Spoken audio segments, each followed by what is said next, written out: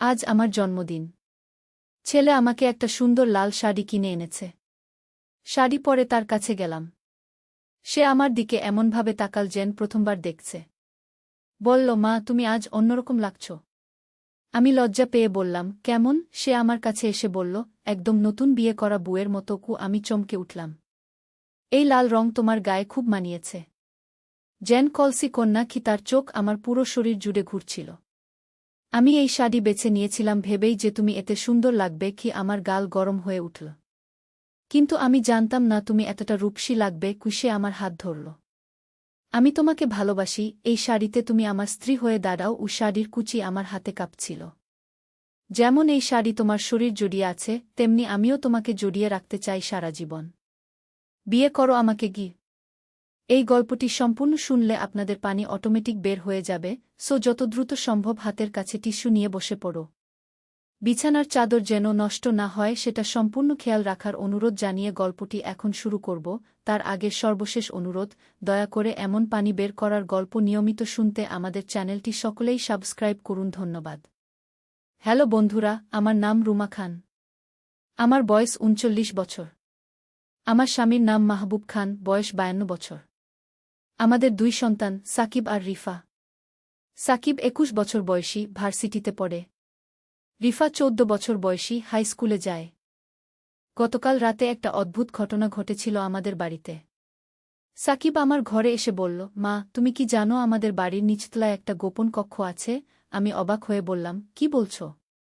আমরা তো এই বাড়িতে এত বছর থাকি, এমন কিছু থাকলে জানতাম না। সে বলল, মা, আমি নিশ্চিত। আজ সকালে বাড়ির পেছনে খেলতে গিয়ে মাটির নিচে একটা লোহার রিং পেয়েছি। টানতেই একটা ঢাকনা খুলে গেছে গি। আমার গা শিউরে উঠল। তুমি একা নেমেছিলে? সে মাথা নেড়ে বলল, হ্যাঁ মা। সিঁড়ি দিয়ে নেমে দেখি একটা বিশাল ঘর। সেখানে অনেক পুরনো বই, মানচিত্র আর আজব আজব জিনিসপত্র রয়েছে। আমি চিন্তিত হয়ে বললাম, এসব কি? আমাদের বাড়ির আগের মালিক হয়তো কোনো গোপনীয়তা লুকিয়ে রেখেছিল। সাকিব উৎসাহিত হয়ে বলল, মা, তুমিও দেখতে আসো না? আমার মনে হচ্ছে এটা কোনো ট্রেজার হান্টারের ঘর ছিল। আমি ভয় পেয়ে বললাম, না বাবা, এসব বিপজ্জনক হতে পারে। কিন্তু সাকিব আমার হাত ধরে বলল, প্লিজ মা, শুধু একবার দেখে আসি। আমি অনিচ্ছা সত্ত্বেও রাজি হলাম। সন্ধ্যার সময় আমরা দুজনে বাগানের পেছনের সেই জায়গায় গেলাম। সত্যিই সেখানে একটা গোপন প্রবেশদ্বার ছিল। আমরা টর্চ নিয়ে নিচে নামলাম। নিচের ঘরটা দেখে আমি অবাক। একদিকে অনেক পুরনো বই সাজানো, অন্যদিকে বিভিন্ন দেশের মানচিত্র টাঙানো। একটা টেবিলের উপর একটা চিঠি পড়েছিল। সাকিব সেটা তুলে পড়তে শুরু করল, প্রিয় ভবিষ্যৎ বাসিন্দা, আমি প্রফেসর রহিম আহমেদ। আমি একজন প্রত্নতত্ত্ববিদ ছিলাম। এই গোপন কক্ষে আমার জীবনের সবচেয়ে গুরুত্বপূর্ণ গবেষণার ফলাফল লুকিয়ে রেখেছি গি। আমি চিঠিটা নিয়ে পড়তে থাকলাম। আমি আবিষ্কার করেছি যে আমাদের এই এলাকায় প্রায় ৫০০ বছর আগে একটি হারিয়ে যাওয়া রাজবাড়ি ছিল। সেই রাজবাড়ির ধনসম্পদ এখনও মাটির নিচে চাপা পড়ে আছে। আমি বছরের পর বছর গবেষণা করে সেই ধনভাণ্ডারের সঠিক অবস্থান বের করেছি। সাকিব উৎসাহে লাফিয়ে উঠল, মা, এটা তো দারুণ। আমরা ধনসম্পদ খুঁজে পেতে পারি। আমি সাবধান করে বললাম, থামো বাবা। এসব জিনিস এত সহজ নয়। হয়তো এটা কোনো ফাঁদ। কিন্তু চিঠিতে আরও লেখা ছিল যে এই চিঠি পাবে সে যদি সাহসী হয় তাহলে মানচিত্র অনুসরণ করে সেই গুপ্তধন খুঁজে পেতে পারে। তবে মনে রাখতে হবে এই যাত্রা খুবই বিপজ্জনক। পথে অনেক বাধা ও রহস্য অপেক্ষা করছে গি। আমি দেয়ালে টাঙানো মানচিত্রের দিকে তাকালাম। সেখানে আমাদের এলাকার একটি পুরনো মানচিত্র ছিল। কিছু জায়গায় লাল দাগ দেওয়া আর বিভিন্ন চিহ্ন আঁকা। সাকিব মানচিত্রটা দেখে বলল, মা, দেখো এই লাল চিহ্নগুলো। মনে হচ্ছে এগুলো পথের দিকনির্দেশনা গি। আমি মানচিত্রটা ভালো করে দেখলাম। প্রথম চিহ্নটি আমাদের বাড়ি থেকে শুরু হয়ে পুরনো কবরস্থানের দিকে গেছে। তারপর সেখান থেকে নদীর ধারে, তারপর পাহাড়ের গুহায়। শেষ চিহ্নটি একটা বটবৃক্ষের নিচে। সাকিব বলল, মা, আমাদের এই অভিযান শুরু করা উচিত। কি বলো? আমি দ্বিধায় পড়ে গেলাম। একদিকে কৌতূহল, অন্যদিকে ভয়। কিন্তু সাকিবের উৎসাহ দেখে আমিও আগ্রহী হয়ে উঠলাম। ঠিক আছে, আমি বললাম, কিন্তু আমাদের খুব সাবধানে এগোতে হবে। আর কাউকে কিছু বলা যাবে না গি। সাকিব খুশিতে লাফিয়ে উঠল, ইয়ে! মা, তুমি অসাধারণ। পরদিন সকালে আমরা প্রস্তুতি নিলাম।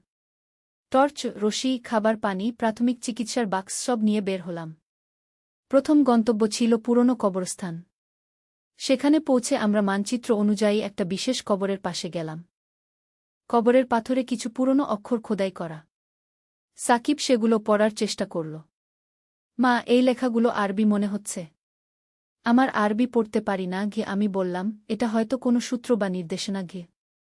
হঠাৎ কবরের পাশের একটা পুরনো গাছের নিচে একটা ধাতব বাক্স চোখে পড়ল। আমরা সেটা তুলে খুললাম। ভেতরে একটা ছোট চিঠি আর একটা পুরনো চাবি। চিঠিতে লেখা ছিল, প্রথম ধাপ সম্পন্ন।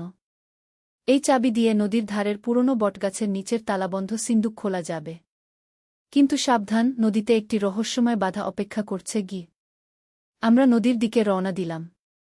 নদীর ধারে সত্যিই একটা বিশাল বটগাছ ছিল। গাছের গোড়ায় খুঁজতে খুঁজতে একটা লোহার সিন্দুক পেলাম। চাবি দিয়ে খুলতেই ভেতর থেকে আরেকটা মানচিত্র আর একটা বিশেষ কম্পাস বেরিয়ে এল।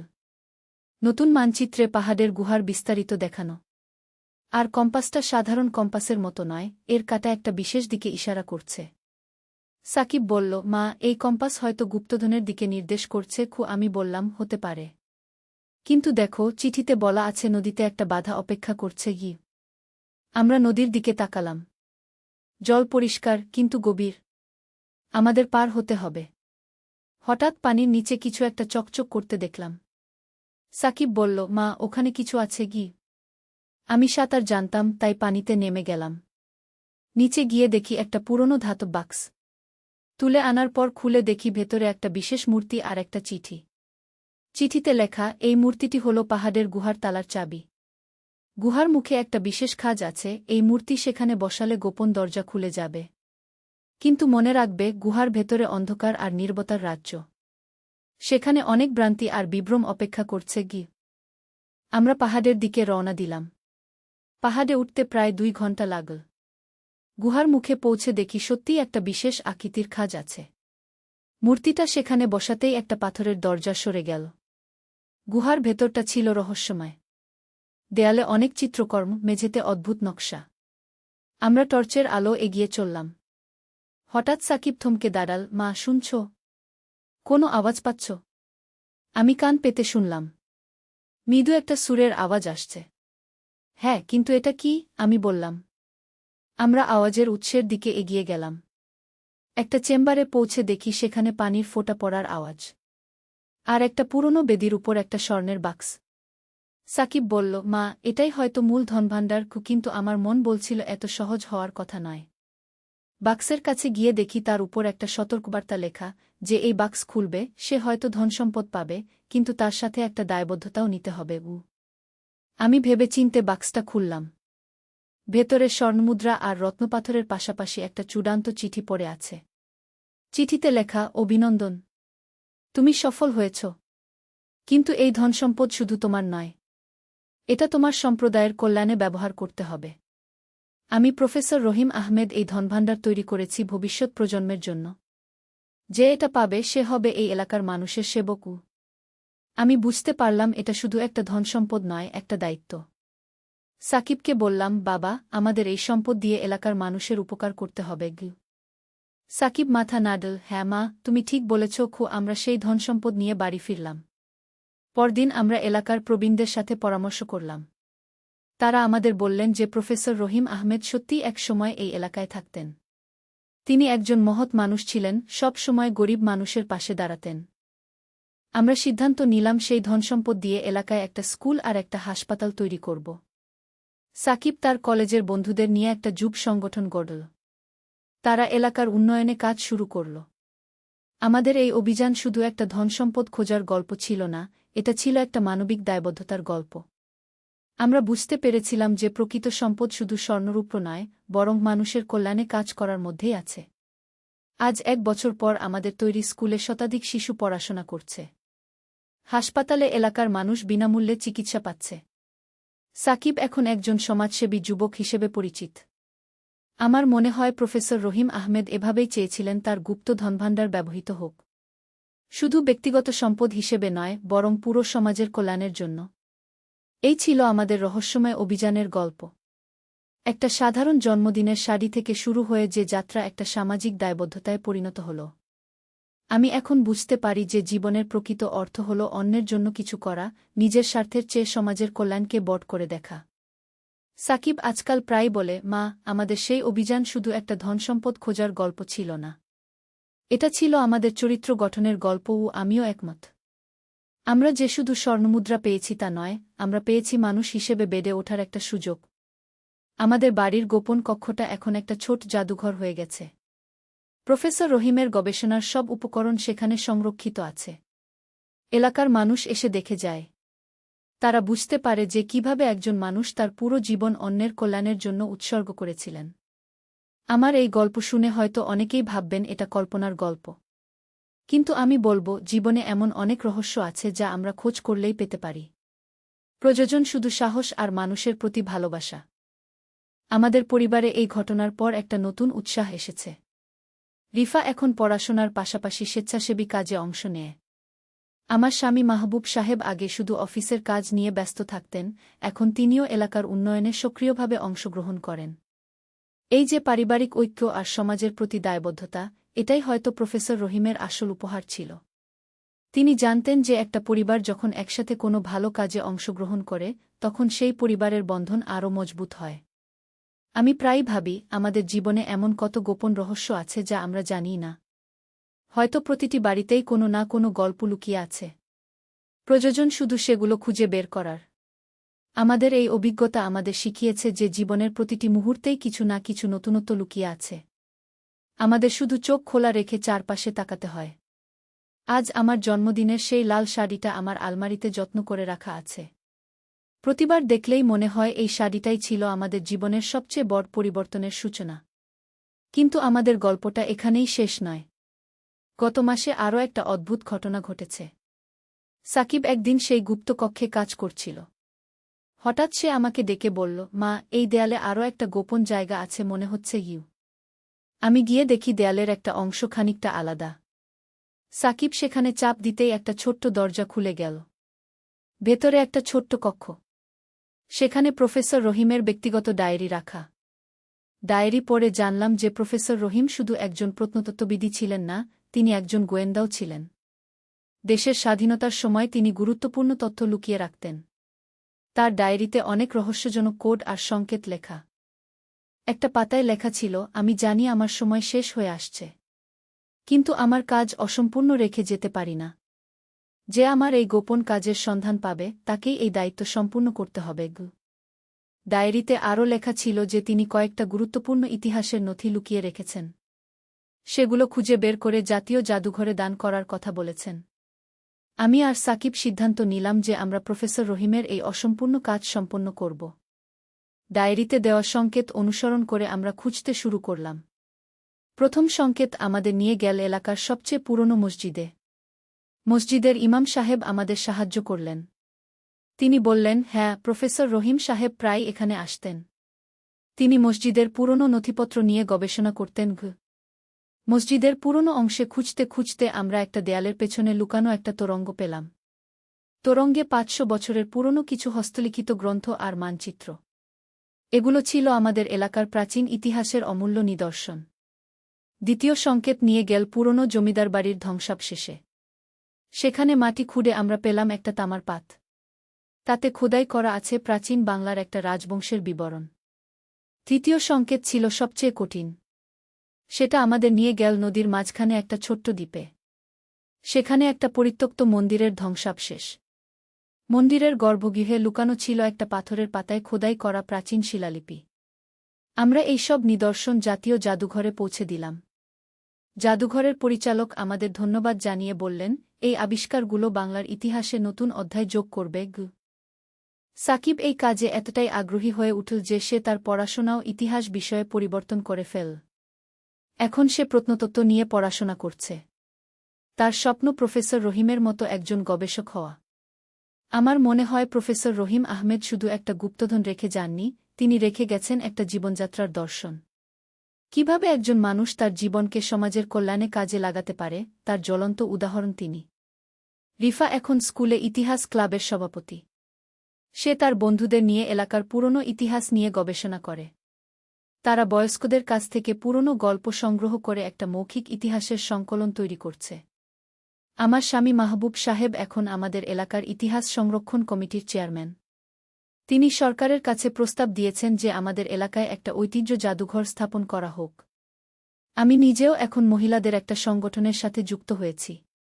আমরা এলাকার পুরনো কারুশিল্প আর ঐতিহ্যবাহী রান্নার পদ্ধতি সংরক্ষণের কাজ করছি। এই যে আমাদের পুরো পরিবার এখন সমাজের উন্নয়নে কাজ করছে, এটাই হয়তো প্রফেসর রহিমের আসল স্বপ্ন ছিল। তিনি চেয়েছিলেন একটা পরিবার তার অনুপ্রেরণায় এগিয়ে চলুক।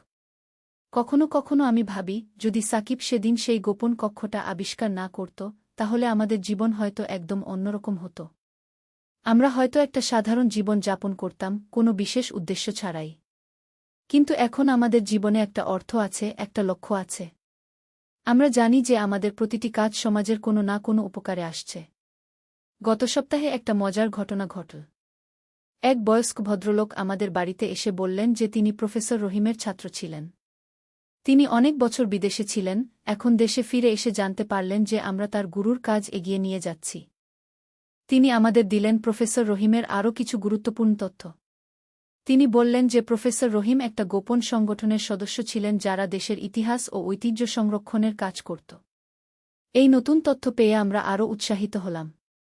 আমরা বুঝতে পারলাম যে আমাদের কাজটা শুধু একটা পারিবারিক প্রকল্প নয়, এটা একটা জাতীয় দায়িত্ব। আমাদের গল্প শুনে এলাকার আরও অনেক পরিবার অনুপ্রাণিত হয়েছে। তারাও তাদের বাড়িতে খোঁজাখুঁজি শুরু করেছে। কয়েকটি পরিবার তাদের পূর্বপুরুষদের পুরনো নথিপত্র খুঁজে পেয়েছে।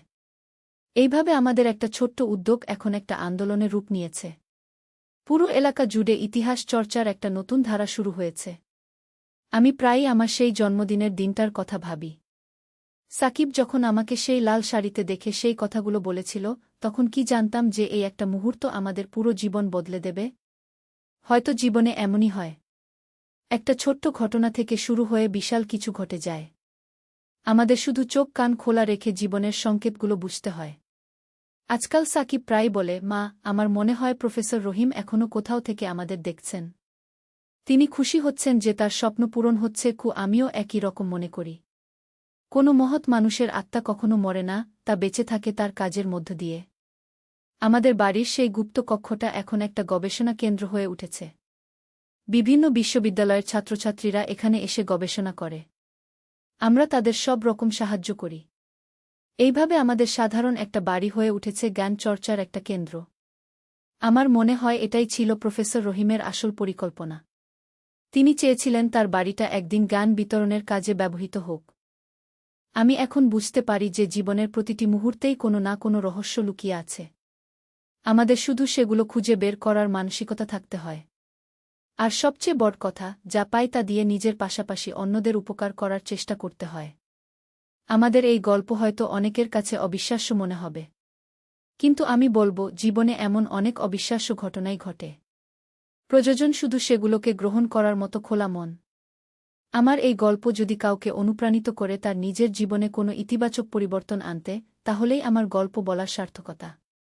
কারণ একটা ভালো গল্পের উদ্দেশ্য শুধু বিনোদন দেওয়া নয়, মানুষকে ভাবতে শেখানো। প্রথম গন্তব্য ছিল পুরনো কবরস্থান। সেখানে পৌঁছে আমরা মানচিত্র অনুযায়ী একটা বিশেষ কবরের পাশে গেলাম। কবরের পাথরে কিছু পুরনো অক্ষর খোদাই করা। সাকিব সেগুলো পড়ার চেষ্টা করল। মা, এই লেখাগুলো আরবি মনে হচ্ছে। আমার আরবি পড়তে পারি না। আমি বললাম, এটা হয়তো কোনো সূত্র বা নির্দেশনা। হঠাৎ কবরের পাশের একটা পুরনো গাছের নিচে একটা ধাতব বাক্স চোখে পড়ল। আমরা সেটা তুলে খুললাম। ভেতরে একটা ছোট চিঠি আর একটা পুরনো চাবি। চিঠিতে লেখা ছিল, প্রথম ধাপ সম্পন্ন। এই চাবি দিয়ে নদীর ধারের পুরনো বটগাছের নিচের তালাবন্ধ সিন্দুক খোলা যাবে। কিন্তু সাবধান, নদীতে একটি রহস্যময় বাধা অপেক্ষা করছে। আমরা নদীর দিকে রওনা দিলাম। নদীর ধারে সত্যিই একটা বিশাল বটগাছ ছিল।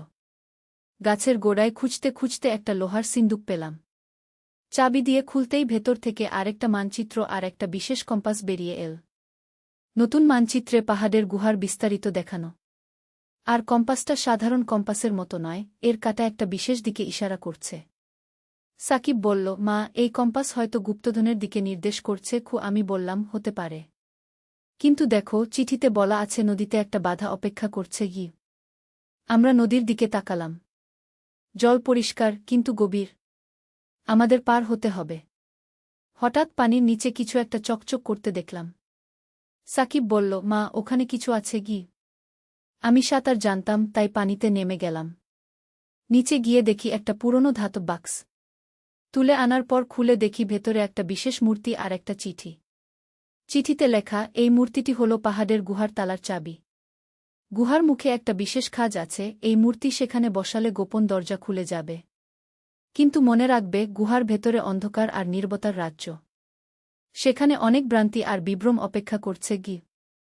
আমরা পাহাড়ের দিকে রওনা দিলাম। পাহাড়ে উঠতে প্রায় 2 ঘন্টা লাগল। গুহার মুখে পৌঁছে দেখি সত্যিই একটা বিশেষ আকৃতির খাঁজ আছে। মূর্তিটা সেখানে বসাতেই একটা পাথরের দরজা সরে গেল। গুহার ভেতরটা ছিল রহস্যময়। দেয়ালে অনেক চিত্রকর্ম, মেঝেতে অদ্ভুত নকশা। আমরা টর্চের আলো এগিয়ে চললাম। হঠাৎ সাকিব থমকে দাঁড়াল। মা, শুনছ? কোনো আওয়াজ পাচ্ছ? আমি কান পেতে শুনলাম। মৃদু একটা সুরের আওয়াজ আসছে। হ্যাঁ, কিন্তু এটা কি? আমি বললাম। আমরা আওয়াজের উৎসের দিকে এগিয়ে গেলাম। একটা চেম্বারে পৌঁছে দেখি সেখানে পানির ফোঁটা পড়ার আওয়াজ। আর একটা পুরনো বেদির উপর একটা স্বর্ণের বাক্স। সাকিব বলল, মা, এটাই হয়তো মূল ধনভাণ্ডার, কিন্তু আমার মন বলছিল এত সহজ হওয়ার কথা নয়। বাক্সের কাছে গিয়ে দেখি তার উপর একটা সতর্কবার্তা লেখা, যে এই বাক্স খুলবে সে হয়তো ধনসম্পদ পাবে, কিন্তু তার সাথে একটা দায়বদ্ধতাও নিতে হবে। আমি ভেবেচিন্তে বাক্সটা খুললাম। ভেতরে স্বর্ণমুদ্রা আর রত্নপাথরের পাশাপাশি একটা চূড়ান্ত চিঠি পড়ে আছে। চিঠিতে লেখা, অভিনন্দন, তুমি সফল হয়েছ। কিন্তু এই ধনসম্পদ শুধু তোমার নয়। এটা তোমার সম্প্রদায়ের কল্যাণে ব্যবহার করতে হবে।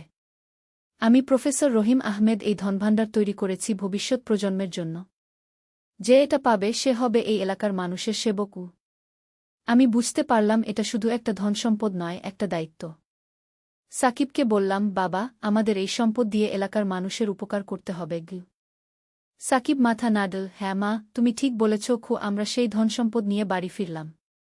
পরদিন আমরা এলাকার প্রবীণদের সাথে পরামর্শ করলাম। তারা আমাদের বললেন যে প্রফেসর রহিম আহমেদ সত্যিই এক সময় এই এলাকায় থাকতেন। তিনি একজন মহৎ মানুষ ছিলেন, সব সময় গরিব মানুষের পাশে দাঁড়াতেন। আমরা সিদ্ধান্ত নিলাম সেই ধনসম্পদ দিয়ে এলাকায় একটা স্কুল আর একটা হাসপাতাল তৈরি করব। সাকিব তার কলেজের বন্ধুদের নিয়ে একটা যুব সংগঠন গড়ল। তারা এলাকার উন্নয়নে কাজ শুরু করল।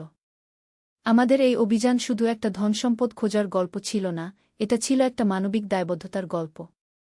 আমরা বুঝতে পেরেছিলাম যে প্রকৃত সম্পদ শুধু স্বর্ণরূপ নয়, বরং মানুষের কল্যাণে কাজ করার মধ্যেই আছে।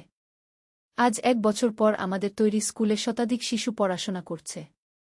হাসপাতালে এলাকার মানুষ বিনামূল্যে চিকিৎসা পাচ্ছে। সাকিব এখন একজন সমাজসেবী যুবক হিসেবে পরিচিত। আমার মনে হয় প্রফেসর রহিম আহমেদ এভাবেই চেয়েছিলেন তার গুপ্ত ধনভাণ্ডার ব্যবহৃত হোক। শুধু ব্যক্তিগত সম্পদ হিসেবে নয়, বরং পুরো সমাজের কল্যাণের জন্য। এই ছিল আমাদের রহস্যময় অভিযানের গল্প। একটা সাধারণ জন্মদিনের শাড়ি থেকে শুরু হয়ে যে যাত্রা একটা সামাজিক দায়বদ্ধতায় পরিণত হল। আমি এখন বুঝতে পারি যে জীবনের প্রকৃত অর্থ হল অন্যের জন্য কিছু করা, নিজের স্বার্থের চেয়ে সমাজের কল্যাণকে বড় করে দেখা। সাকিব আজকাল প্রায় বলে, মা, আমাদের সেই অভিযান শুধু একটা ধনসম্পদ খোঁজার গল্প ছিল না। এটা ছিল আমাদের চরিত্র গঠনের গল্প, ও আমিও একমত। আমরা যে শুধু স্বর্ণমুদ্রা পেয়েছি তা নয়, আমরা পেয়েছি মানুষ হিসেবে বেড়ে ওঠার একটা সুযোগ। আমাদের বাড়ির গোপন কক্ষটা এখন একটা ছোট জাদুঘর হয়ে গেছে। প্রফেসর রহিমের গবেষণার সব উপকরণ সেখানে সংরক্ষিত আছে। এলাকার মানুষ এসে দেখে যায়। তারা বুঝতে পারে যে কিভাবে একজন মানুষ তার পুরো জীবন অন্যের কল্যাণের জন্য উৎসর্গ করেছিলেন। আমার এই গল্প শুনে হয়তো অনেকেই ভাববেন এটা কল্পনার গল্প। কিন্তু আমি বলবো, জীবনে এমন অনেক রহস্য আছে যা আমরা খোঁজ করলেই পেতে পারি। প্রয়োজন শুধু সাহস আর মানুষের প্রতি ভালোবাসা। আমাদের পরিবারে এই ঘটনার পর একটা নতুন উৎসাহ এসেছে। রিফা এখন পড়াশোনার পাশাপাশি স্বেচ্ছাসেবী কাজে অংশ নেয়। আমার স্বামী মাহবুব সাহেব আগে শুধু অফিসের কাজ নিয়ে ব্যস্ত থাকতেন, এখন তিনিও এলাকার উন্নয়নে সক্রিয়ভাবে অংশগ্রহণ করেন। এই যে পারিবারিক ঐক্য আর সমাজের প্রতি দায়বদ্ধতা, এটাই হয়তো প্রফেসর রহিমের আসল উপহার ছিল। তিনি জানতেন যে একটা পরিবার যখন একসাথে কোনো ভালো কাজে অংশগ্রহণ করে, তখন সেই পরিবারের বন্ধন আরও মজবুত হয়। আমি প্রায়ই ভাবি, আমাদের জীবনে এমন কত গোপন রহস্য আছে যা আমরা জানি না। হয়তো প্রতিটি বাড়িতেই কোনো না কোনো গল্প লুকিয়ে আছে। প্রয়োজন শুধু সেগুলো খুঁজে বের করার।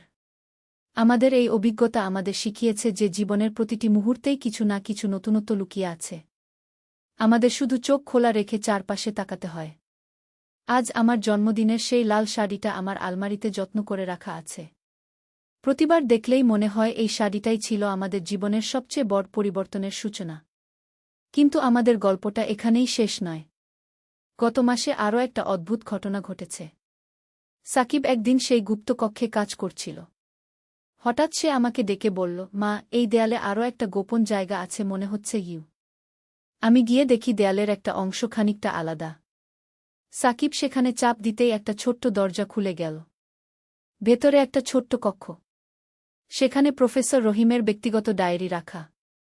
ডায়েরি পড়ে জানলাম যে প্রফেসর রহিম শুধু একজন প্রত্নতত্ত্ববিদ ছিলেন না, তিনি একজন গোয়েন্দাও ছিলেন। দেশের স্বাধীনতার সময় তিনি গুরুত্বপূর্ণ তথ্য লুকিয়ে রাখতেন। তার ডায়েরিতে অনেক রহস্যজনক কোড আর সংকেত লেখা। একটা পাতায় লেখা ছিল, আমি জানি আমার সময় শেষ হয়ে আসছে, কিন্তু আমার কাজ অসম্পূর্ণ রেখে যেতে পারি না। যে আমার এই গোপন কাজের সন্ধান পাবে তাকেই এই দায়িত্ব সম্পূর্ণ করতে হবে। ডায়েরিতে আরও লেখা ছিল যে তিনি কয়েকটা গুরুত্বপূর্ণ ইতিহাসের নথি লুকিয়ে রেখেছেন। সেগুলো খুঁজে বের করে জাতীয় জাদুঘরে দান করার কথা বলেছেন। আমি আর সাকিব সিদ্ধান্ত নিলাম যে আমরা প্রফেসর রহিমের এই অসম্পূর্ণ কাজ সম্পন্ন করব। ডায়েরিতে দেওয়া সংকেত অনুসরণ করে আমরা খুঁজতে শুরু করলাম। প্রথম সংকেত আমাদের নিয়ে গেল এলাকার সবচেয়ে পুরনো মসজিদে। মসজিদের ইমাম সাহেব আমাদের সাহায্য করলেন। তিনি বললেন, হ্যাঁ, প্রফেসর রহিম সাহেব প্রায় এখানে আসতেন। তিনি মসজিদের পুরনো নথিপত্র নিয়ে গবেষণা করতেন। মসজিদের পুরনো অংশে খুঁজতে খুঁজতে আমরা একটা দেয়ালের পেছনে লুকানো একটা তোরঙ্গ পেলাম। তোরঙ্গে ৫০০ বছরের পুরনো কিছু হস্তলিখিত গ্রন্থ আর মানচিত্র। এগুলো ছিল আমাদের এলাকার প্রাচীন ইতিহাসের অমূল্য নিদর্শন। দ্বিতীয় সংকেত নিয়ে গেল পুরনো জমিদার বাড়ির ধ্বংসাবশেষে। সেখানে মাটি খুঁড়ে আমরা পেলাম একটা তামার পাত। তাতে খোদাই করা আছে প্রাচীন বাংলার একটা রাজবংশের বিবরণ। তৃতীয় সংকেত ছিল সবচেয়ে কঠিন। সেটা আমাদের নিয়ে গেল নদীর মাঝখানে একটা ছোট্ট দ্বীপে। সেখানে একটা পরিত্যক্ত মন্দিরের ধ্বংসাবশেষ। মন্দিরের গর্ভগৃহে লুকানো ছিল একটা পাথরের পাতায় খোদাই করা প্রাচীন শিলালিপি। আমরা এই সব নিদর্শন জাতীয় জাদুঘরে পৌঁছে দিলাম। জাদুঘরের পরিচালক আমাদের ধন্যবাদ জানিয়ে বললেন, এই আবিষ্কারগুলো বাংলার ইতিহাসে নতুন অধ্যায় যোগ করবে। সাকিব এই কাজে এতটাই আগ্রহী হয়ে উঠল যে সে তার পড়াশোনাও ইতিহাস বিষয়ে পরিবর্তন করে ফেল। এখন সে প্রত্নতত্ত্ব নিয়ে পড়াশোনা করছে। তার স্বপ্ন প্রফেসর রহিমের মতো একজন গবেষক হওয়া। আমার মনে হয় প্রফেসর রহিম আহমেদ শুধু একটা গুপ্তধন রেখে যাননি, তিনি রেখে গেছেন একটা জীবনযাত্রার দর্শন। কিভাবে একজন মানুষ তার জীবনকে সমাজের কল্যাণে কাজে লাগাতে পারে, তার জ্বলন্ত উদাহরণ তিনি। রিফা এখন স্কুলে ইতিহাস ক্লাবের সভাপতি। সে তার বন্ধুদের নিয়ে এলাকার পুরনো ইতিহাস নিয়ে গবেষণা করে। তারা বয়স্কদের কাছ থেকে পুরনো গল্প সংগ্রহ করে একটা মৌখিক ইতিহাসের সংকলন তৈরি করছে। আমার স্বামী মাহবুব সাহেব এখন আমাদের এলাকার ইতিহাস সংরক্ষণ কমিটির চেয়ারম্যান। তিনি সরকারের কাছে প্রস্তাব দিয়েছেন যে আমাদের এলাকায় একটা ঐতিহ্য জাদুঘর স্থাপন করা হোক। আমি নিজেও এখন মহিলাদের একটা সংগঠনের সাথে যুক্ত হয়েছি। আমরা এলাকার পুরনো কারুশিল্প আর ঐতিহ্যবাহী রান্নার পদ্ধতি সংরক্ষণের কাজ করছি। এই যে আমাদের পুরো পরিবার এখন সমাজের উন্নয়নে কাজ করছে, এটাই হয়তো প্রফেসর রহিমের আসল স্বপ্ন ছিল। তিনি চেয়েছিলেন একটা পরিবার তার অনুপ্রেরণায় এগিয়ে চলুক। কখনো কখনো আমি ভাবি, যদি সাকিব সেদিন সেই গোপন কক্ষটা আবিষ্কার না করত, তাহলে আমাদের জীবন হয়তো একদম অন্যরকম হতো। আমরা হয়তো একটা সাধারণ জীবন যাপন করতাম, কোনো বিশেষ উদ্দেশ্য ছাড়াই। কিন্তু এখন আমাদের জীবনে একটা অর্থ আছে, একটা লক্ষ্য আছে। আমরা জানি যে আমাদের প্রতিটি কাজ সমাজের কোনো না কোনো উপকারে আসছে। গত সপ্তাহে একটা মজার ঘটনা ঘটল। এক বয়স্ক ভদ্রলোক আমাদের বাড়িতে এসে বললেন যে তিনি প্রফেসর রহিমের ছাত্র ছিলেন। তিনি অনেক বছর বিদেশে ছিলেন, এখন দেশে ফিরে এসে জানতে পারলেন যে আমরা তার গুরুর কাজ এগিয়ে নিয়ে যাচ্ছি। তিনি আমাদের দিলেন প্রফেসর রহিমের আরও কিছু গুরুত্বপূর্ণ তথ্য। তিনি বললেন যে প্রফেসর রহিম একটা গোপন সংগঠনের সদস্য ছিলেন যারা দেশের ইতিহাস ও ঐতিহ্য সংরক্ষণের কাজ করত। এই নতুন তথ্য পেয়ে আমরা আরও উৎসাহিত হলাম। আমরা বুঝতে পারলাম যে আমাদের কাজটা শুধু একটা পারিবারিক প্রকল্প নয়, এটা একটা জাতীয় দায়িত্ব। আমাদের গল্প শুনে এলাকার আরও অনেক পরিবার অনুপ্রাণিত হয়েছে। তারাও তাদের বাড়িতে খোঁজাখুঁজি শুরু করেছে। কয়েকটি পরিবার তাদের পূর্বপুরুষদের পুরনো নথিপত্র খুঁজে পেয়েছে।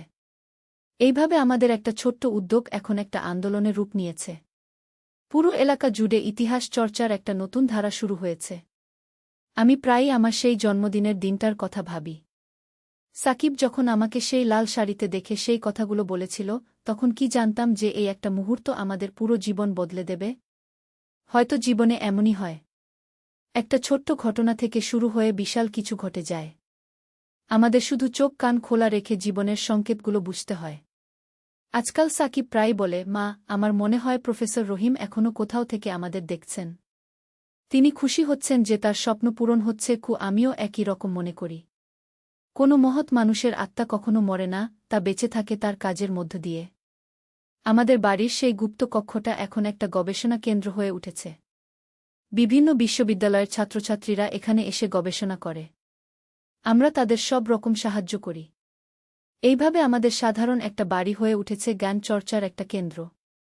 আমার মনে হয় এটাই ছিল প্রফেসর রহিমের আসল পরিকল্পনা। তিনি চেয়েছিলেন তার বাড়িটা একদিন জ্ঞান বিতরণের কাজে ব্যবহৃত হোক। আমি এখন বুঝতে পারি যে জীবনের প্রতিটি মুহূর্তেই কোনো না কোনো রহস্য লুকিয়ে আছে। আমাদের শুধু সেগুলো খুঁজে বের করার মানসিকতা থাকতে হয়। আর সবচেয়ে বড় কথা, যা পাই তা দিয়ে নিজের পাশাপাশি অন্যদের উপকার করার চেষ্টা করতে হয়। আমাদের এই গল্প হয়তো অনেকের কাছে অবিশ্বাস্য মনে হবে। কিন্তু আমি বলবো, জীবনে এমন অনেক অবিশ্বাস্য ঘটনাই ঘটে। প্রয়োজন শুধু সেগুলোকে গ্রহণ করার মতো খোলা মন। আমার এই গল্প যদি কাউকে অনুপ্রাণিত করে তার নিজের জীবনে কোনো ইতিবাচক পরিবর্তন আনতে, তাহলেই আমার গল্প বলার সার্থকতা। কারণ একটা ভালো গল্পের উদ্দেশ্য শুধু বিনোদন দেওয়া নয়, মানুষকে ভাবতে শেখানো। প্রথম গন্তব্য ছিল পুরনো কবরস্থান। সেখানে পৌঁছে আমরা মানচিত্র অনুযায়ী একটা বিশেষ কবরের পাশে গেলাম। কবরের পাথরে কিছু পুরনো অক্ষর খোদাই করা। সাকিব সেগুলো পড়ার চেষ্টা করল। মা, এই লেখাগুলো আরবি মনে হচ্ছে। আমার আরবি পড়তে পারি না। আমি বললাম, এটা হয়তো কোনো সূত্র বা নির্দেশনা। হঠাৎ কবরের পাশের একটা পুরনো গাছের নিচে একটা ধাতব বাক্স চোখে পড়ল। আমরা সেটা তুলে খুললাম। ভেতরে একটা ছোট চিঠি আর একটা পুরনো চাবি। চিঠিতে লেখা ছিল, প্রথম ধাপ সম্পন্ন। এই চাবি দিয়ে নদীর ধারের পুরনো বটগাছের নিচের তালাবন্ধ সিন্দুক খোলা যাবে। কিন্তু সাবধান, নদীতে একটি রহস্যময় বাধা অপেক্ষা করছে। আমরা নদীর দিকে রওনা দিলাম। নদীর ধারে সত্যিই একটা বিশাল বটগাছ ছিল। গাছের গোড়ায় খুঁজতে খুঁজতে একটা লোহার সিন্দুক পেলাম। চাবি দিয়ে খুলতেই ভেতর থেকে আরেকটা মানচিত্র আর একটা বিশেষ কম্পাস বেরিয়ে এল। নতুন মানচিত্রে পাহাড়ের গুহার বিস্তারিত দেখানো। আর কম্পাসটা সাধারণ কম্পাসের মতো নয়, এর কাঁটা একটা বিশেষ দিকে ইশারা করছে। সাকিব বলল, মা, এই কম্পাস হয়তো গুপ্তধনের দিকে নির্দেশ করছে। আমি বললাম, হতে পারে। কিন্তু দেখো, চিঠিতে বলা আছে নদীতে একটা বাধা অপেক্ষা করছে। আমরা নদীর দিকে তাকালাম। জল পরিষ্কার, কিন্তু গভীর। আমাদের পার হতে হবে। হঠাৎ পানির নিচে কিছু একটা চকচক করতে দেখলাম। সাকিব বলল, মা, ওখানে কিছু আছে। আমি সাঁতার জানতাম, তাই পানিতে নেমে গেলাম। নিচে গিয়ে দেখি একটা পুরনো ধাতব বাক্স। তুলে আনার পর খুলে দেখি ভেতরে একটা বিশেষ মূর্তি আর একটা চিঠি। চিঠিতে লেখা, এই মূর্তিটি হল পাহাড়ের গুহার তালার চাবি। গুহার মুখে একটা বিশেষ খাঁজ আছে, এই মূর্তি সেখানে বসালে গোপন দরজা খুলে যাবে। কিন্তু মনে রাখবে, গুহার ভেতরে অন্ধকার আর নীরবতার রাজ্য। সেখানে অনেক ভ্রান্তি আর বিভ্রম অপেক্ষা করছে। আমরা পাহাড়ের দিকে রওনা দিলাম। পাহাড়ে উঠতে প্রায় 2 ঘন্টা লাগল। গুহার মুখে পৌঁছে দেখি সত্যিই একটা বিশেষ আকৃতির খাঁজ আছে। মূর্তিটা সেখানে বসাতেই একটা পাথরের দরজা সরে গেল। গুহার ভেতরটা ছিল রহস্যময়। দেয়ালে অনেক চিত্রকর্ম, মেঝেতে অদ্ভুত নকশা। আমরা টর্চের আলো এগিয়ে চললাম। হঠাৎ সাকিব থমকে দাঁড়াল। মা, শুনছ?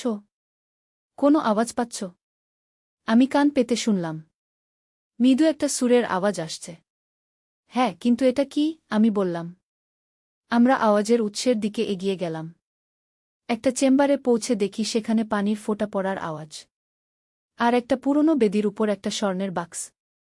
সাকিব বলল, মা, এটাই হয়তো মূল ধনভাণ্ডার। কিন্তু আমার মন বলছিল এত সহজ হওয়ার কথা নয়। বাক্সের কাছে গিয়ে দেখি তার উপর একটা সতর্কবার্তা লেখা, যে এই বাক্স খুলবে সে হয়তো ধনসম্পদ পাবে, কিন্তু তার সাথে একটা দায়বদ্ধতাও নিতে হবে। আমি ভেবেচিন্তে বাক্সটা খুললাম। ভেতরে স্বর্ণমুদ্রা আর রত্নপাথরের পাশাপাশি একটা চূড়ান্ত চিঠি পড়ে আছে। চিঠিতে লেখা, অভিনন্দন, তুমি সফল হয়েছ। কিন্তু এই ধনসম্পদ শুধু তোমার নয়, এটা তোমার সম্প্রদায়ের কল্যাণে ব্যবহার করতে হবে। আমি প্রফেসর রহিম আহমেদ এই ধনভাণ্ডার তৈরি করেছি ভবিষ্যৎ প্রজন্মের জন্য। যে এটা পাবে সে হবে এই এলাকার মানুষের সেবকও। আমি বুঝতে পারলাম এটা শুধু একটা ধনসম্পদ নয়, একটা দায়িত্ব। সাকিবকে বললাম, বাবা, আমাদের এই সম্পদ দিয়ে এলাকার মানুষের উপকার করতে হবে। সাকিব মাথা নাড়ল, হ্যাঁ মা, তুমি ঠিক বলেছ। আমরা সেই ধনসম্পদ নিয়ে বাড়ি ফিরলাম। পরদিন আমরা এলাকার প্রবীণদের সাথে পরামর্শ করলাম। তারা আমাদের বললেন যে প্রফেসর রহিম আহমেদ সত্যিই এক সময় এই এলাকায় থাকতেন। তিনি একজন মহৎ মানুষ ছিলেন, সব সময় গরিব মানুষের পাশে দাঁড়াতেন। আমরা সিদ্ধান্ত নিলাম সেই ধনসম্পদ দিয়ে এলাকায় একটা স্কুল আর একটা হাসপাতাল তৈরি করব। সাকিব তার কলেজের বন্ধুদের নিয়ে একটা যুব সংগঠন গড়ল। তারা এলাকার উন্নয়নে কাজ শুরু করল। আমাদের এই অভিযান শুধু একটা ধনসম্পদ খোঁজার গল্প ছিল না, এটা ছিল একটা মানবিক দায়বদ্ধতার গল্প। আমরা বুঝতে পেরেছিলাম যে প্রকৃত সম্পদ শুধু স্বর্ণরূপ নয়, বরং মানুষের কল্যাণে কাজ করার মধ্যেই আছে। আজ 1 বছর পর আমাদের তৈরি স্কুলে শতাধিক শিশু পড়াশোনা করছে।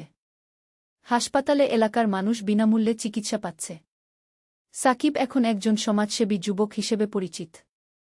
আমার মনে হয় প্রফেসর রহিম আহমেদ এভাবেই চেয়েছিলেন তার গুপ্ত ধনভাণ্ডার ব্যবহৃত হোক, শুধু ব্যক্তিগত সম্পদ হিসেবে নয়, বরং পুরো সমাজের কল্যাণের জন্য। এই ছিল আমাদের রহস্যময় অভিযানের গল্প। একটা সাধারণ জন্মদিনের শাড়ি থেকে শুরু হয়ে যে যাত্রা একটা সামাজিক দায়বদ্ধতায় পরিণত হল। আমি এখন বুঝতে পারি যে জীবনের প্রকৃত অর্থ হল অন্যের জন্য কিছু করা, নিজের স্বার্থের চেয়ে সমাজের কল্যাণকে বড় করে দেখা। সাকিব আজকাল প্রায় বলে, মা, আমাদের সেই অভিযান শুধু একটা ধনসম্পদ খোঁজার গল্প ছিল না, এটা ছিল আমাদের চরিত্র গঠনের গল্প। ও আমিও একমত। আমরা যে শুধু স্বর্ণমুদ্রা পেয়েছি তা নয়, আমরা পেয়েছি মানুষ হিসেবে বেড়ে ওঠার একটা সুযোগ। আমাদের বাড়ির গোপন কক্ষটা এখন একটা ছোট জাদুঘর হয়ে গেছে। প্রফেসর রহিমের গবেষণার সব উপকরণ সেখানে সংরক্ষিত আছে। এলাকার মানুষ এসে দেখে যায়। তারা বুঝতে পারে যে কিভাবে একজন মানুষ তার পুরো জীবন অন্যের কল্যাণের জন্য উৎসর্গ করেছিলেন। আমার এই গল্প শুনে হয়তো অনেকেই ভাববেন এটা কল্পনার গল্প। কিন্তু আমি বলবো, জীবনে এমন অনেক রহস্য আছে যা আমরা খোঁজ করলেই পেতে পারি। প্রয়োজন শুধু সাহস আর মানুষের প্রতি ভালোবাসা। আমাদের পরিবারে এই ঘটনার পর একটা নতুন উৎসাহ এসেছে। রিফা এখন পড়াশোনার পাশাপাশি স্বেচ্ছাসেবী কাজে অংশ নেয়। আমার স্বামী মাহবুব সাহেব আগে শুধু অফিসের কাজ নিয়ে ব্যস্ত থাকতেন, এখন তিনিও এলাকার উন্নয়নে সক্রিয়ভাবে অংশগ্রহণ করেন। এই যে পারিবারিক ঐক্য আর সমাজের প্রতি দায়বদ্ধতা, এটাই হয়তো প্রফেসর রহিমের আসল উপহার ছিল। তিনি জানতেন যে একটা পরিবার যখন একসাথে কোনো ভালো কাজে অংশগ্রহণ করে, তখন সেই পরিবারের বন্ধন আরও মজবুত হয়। আমি প্রায়ই ভাবি, আমাদের জীবনে এমন কত গোপন রহস্য আছে যা আমরা জানি না। হয়তো প্রতিটি বাড়িতেই কোনো না কোনো গল্প লুকিয়ে আছে। প্রয়োজন শুধু সেগুলো খুঁজে বের করার। আমাদের এই অভিজ্ঞতা আমাদের শিখিয়েছে যে জীবনের প্রতিটি মুহূর্তেই কিছু না কিছু নতুনত্ব লুকিয়ে আছে। আমাদের শুধু চোখ খোলা রেখে চারপাশে তাকাতে হয়। আজ আমার জন্মদিনের সেই লাল শাড়িটা আমার আলমারিতে যত্ন করে রাখা আছে। প্রতিবার দেখলেই মনে হয় এই শাড়িটাই ছিল আমাদের জীবনের সবচেয়ে বড় পরিবর্তনের সূচনা। কিন্তু আমাদের গল্পটা এখানেই শেষ নয়। গত মাসে আরও একটা অদ্ভুত ঘটনা ঘটেছে। সাকিব একদিন সেই গুপ্ত কক্ষে কাজ করছিল। হঠাৎ সে আমাকে ডেকে বলল, মা, এই দেয়ালে আরও একটা গোপন জায়গা আছে, মনে হচ্ছে ইউ। আমি গিয়ে দেখি দেয়ালের একটা অংশ খানিকটা আলাদা। সাকিব সেখানে চাপ দিতেই একটা ছোট্ট দরজা খুলে গেল। ভেতরে একটা ছোট্ট কক্ষ। সেখানে প্রফেসর রহিমের ব্যক্তিগত ডায়েরি রাখা। ডায়েরি পড়ে জানলাম যে প্রফেসর রহিম শুধু একজন প্রত্নতত্ত্ববিদ ছিলেন না, তিনি একজন গোয়েন্দাও ছিলেন। দেশের স্বাধীনতার সময় তিনি গুরুত্বপূর্ণ তথ্য লুকিয়ে রাখতেন। তার ডায়েরিতে অনেক রহস্যজনক কোড আর সংকেত লেখা। একটা পাতায় লেখা ছিল, আমি জানি আমার সময় শেষ হয়ে আসছে, কিন্তু আমার কাজ অসম্পূর্ণ রেখে যেতে পারি না। যে আমার এই গোপন কাজের সন্ধান পাবে, তাকেই এই দায়িত্ব সম্পূর্ণ করতে হবে। ডায়েরিতে আরও লেখা ছিল যে তিনি কয়েকটা গুরুত্বপূর্ণ ইতিহাসের নথি লুকিয়ে রেখেছেন। সেগুলো খুঁজে বের করে জাতীয় জাদুঘরে দান করার কথা বলেছেন। আমি আর সাকিব সিদ্ধান্ত নিলাম যে আমরা প্রফেসর রহিমের এই অসম্পূর্ণ কাজ সম্পন্ন করব। ডায়েরিতে দেওয়া সংকেত অনুসরণ করে আমরা খুঁজতে শুরু করলাম। প্রথম সংকেত আমাদের নিয়ে গেল এলাকার সবচেয়ে পুরনো মসজিদে। মসজিদের ইমাম সাহেব আমাদের সাহায্য করলেন। তিনি বললেন, হ্যাঁ, প্রফেসর রহিম সাহেব প্রায় এখানে আসতেন। তিনি মসজিদের পুরনো নথিপত্র নিয়ে গবেষণা করতেন। মসজিদের পুরনো অংশে খুঁজতে খুঁজতে আমরা একটা দেয়ালের পেছনে লুকানো একটা তোরঙ্গ পেলাম। তোরঙ্গে ৫০০ বছরের পুরনো কিছু হস্তলিখিত গ্রন্থ আর মানচিত্র। এগুলো ছিল আমাদের এলাকার প্রাচীন ইতিহাসের অমূল্য নিদর্শন। দ্বিতীয় সংকেত নিয়ে গেল পুরনো জমিদার বাড়ির ধ্বংসাবশেষে। সেখানে মাটি খুঁড়ে আমরা পেলাম একটা তামার পাত। তাতে খোদাই করা আছে প্রাচীন বাংলার একটা রাজবংশের বিবরণ। তৃতীয় সংকেত ছিল সবচেয়ে কঠিন। সেটা আমাদের নিয়ে গেল নদীর মাঝখানে একটা ছোট্ট দ্বীপে। সেখানে একটা পরিত্যক্ত মন্দিরের ধ্বংসাবশেষ। মন্দিরের গর্ভগৃহে লুকানো ছিল একটা পাথরের পাতায় খোদাই করা প্রাচীন শিলালিপি। আমরা এই সব নিদর্শন জাতীয় জাদুঘরে পৌঁছে দিলাম। জাদুঘরের পরিচালক আমাদের ধন্যবাদ জানিয়ে বললেন, এই আবিষ্কারগুলো বাংলার ইতিহাসে নতুন অধ্যায় যোগ করবে। সাকিব এই কাজে এতটাই আগ্রহী হয়ে উঠল যে সে তার পড়াশোনাও ইতিহাস বিষয়ে পরিবর্তন করে ফেল। এখন সে প্রত্নতত্ত্ব নিয়ে পড়াশোনা করছে। তার স্বপ্ন প্রফেসর রহিমের মতো একজন গবেষক হওয়া। আমার মনে হয় প্রফেসর রহিম আহমেদ শুধু একটা গুপ্তধন রেখে যাননি, তিনি রেখে গেছেন একটা জীবনযাত্রার দর্শন। কিভাবে একজন মানুষ তার জীবনকে সমাজের কল্যাণে কাজে লাগাতে পারে, তার জ্বলন্ত উদাহরণ তিনি। রিফা এখন স্কুলে ইতিহাস ক্লাবের সভাপতি। সে তার বন্ধুদের নিয়ে এলাকার পুরনো ইতিহাস নিয়ে গবেষণা করে। তারা বয়স্কদের কাছ থেকে পুরনো গল্প সংগ্রহ করে একটা মৌখিক ইতিহাসের সংকলন তৈরি করছে। আমার স্বামী মাহবুব সাহেব এখন আমাদের এলাকার ইতিহাস সংরক্ষণ কমিটির চেয়ারম্যান। তিনি সরকারের কাছে প্রস্তাব দিয়েছেন যে আমাদের এলাকায় একটা ঐতিহ্য জাদুঘর স্থাপন করা হোক। আমি নিজেও এখন মহিলাদের একটা সংগঠনের সাথে যুক্ত হয়েছি। আমরা এলাকার পুরনো কারুশিল্প আর ঐতিহ্যবাহী রান্নার পদ্ধতি সংরক্ষণের কাজ করছি। এই যে আমাদের পুরো পরিবার এখন সমাজের উন্নয়নে কাজ করছে, এটাই হয়তো প্রফেসর রহিমের আসল স্বপ্ন ছিল। তিনি চেয়েছিলেন একটা পরিবার তার অনুপ্রেরণায় এগিয়ে চলুক। কখনো কখনো আমি ভাবি, যদি সাকিব সেদিন সেই গোপন কক্ষটা আবিষ্কার না করত, তাহলে আমাদের জীবন হয়তো একদম অন্যরকম হতো। আমরা হয়তো একটা সাধারণ জীবন যাপন করতাম, কোনো বিশেষ উদ্দেশ্য ছাড়াই। কিন্তু এখন আমাদের জীবনে একটা অর্থ আছে, একটা লক্ষ্য আছে।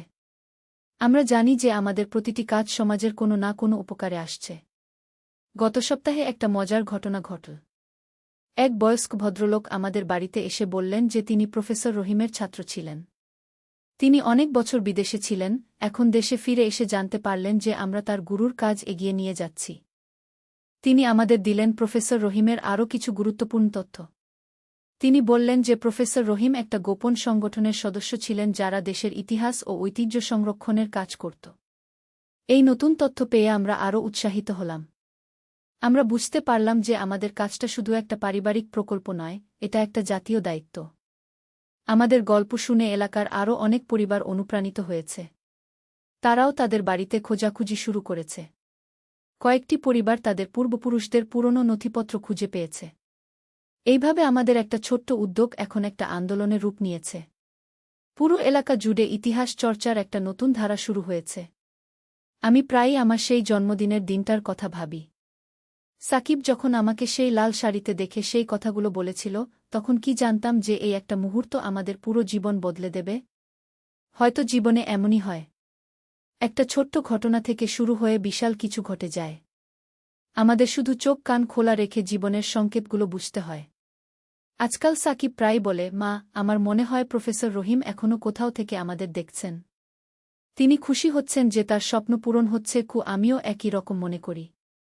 কোনো মহৎ মানুষের আত্মা কখনো মরে না, তা বেঁচে থাকে তার কাজের মধ্য দিয়ে। আমাদের বাড়ির সেই গুপ্ত কক্ষটা এখন একটা গবেষণা কেন্দ্র হয়ে উঠেছে। বিভিন্ন বিশ্ববিদ্যালয়ের ছাত্রছাত্রীরা এখানে এসে গবেষণা করে।